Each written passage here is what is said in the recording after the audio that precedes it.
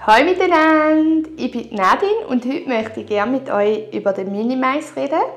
Das ist eine Traghilfe für Kleinkinder ab etwa halbjährig. Ich würde es jetzt noch ein bisschen begrenzen.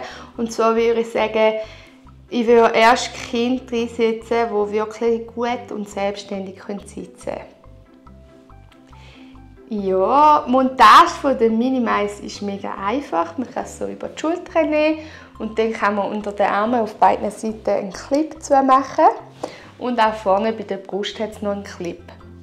Dann kann man das Kind aufhöcken, so als würde man es auf die Schulter höckeln.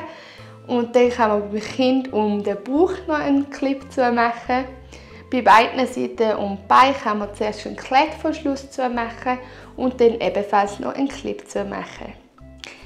Das Praktische daran ist, dass man wirklich alles selbstständig montieren kann. Man braucht da nicht noch eine weitere Person, die einem da hilft.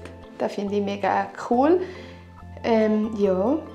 Auch finde ich es mega leise an dem Minimize, dass er so ergonomisch ist. Das Gewicht ist wirklich auf die Schultern und auf dem Rücken, auf dem ganzen Rücken verteilt. Und man merkt auch nach längerem Tragen nicht irgendwie einen Punkt, der extrem belastet ist und irgendwie anfängt zu schmerzen. Das finde ich auch super. Ja, mega gut finde ich es auch, dass man so klein zusammenpacken kann. Also wir können so zusammenklappen und dann ist er recht kompakt. Und wir können so auch gut noch irgendwie mitnehmen her. Und braucht nicht mega viel Platz wie früher im Kinderwagen oder so. Ja, für den Joshua finde ich es auch mega cool, dass er so weit oben sitzen kann. Er genießt das mega, wenn er über alles sieht und alles zeigen kann. Auf so Ausflügen mit dem Minimize ist er immer mega kommunikativ. Erzählt er mega viel, wenn er sieht und zeigt und lacht und tut. Das finde ich mega schön.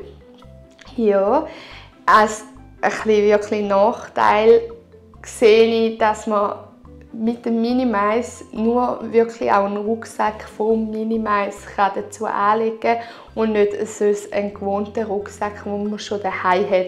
Es ist einfach nicht kompatibel.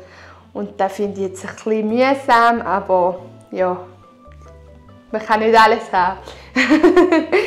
Dazu ist es noch so, dass der Joshua auch gerne Coiffeur spielt, wenn er da oben höckelt, wenn er sonst keine Beschäftigung hat in der Hand. Dann spielt er gerne mit meinen Haaren und ich sehe manchmal nach so einem Ausflug auch wirklich aus wie eine Korruption.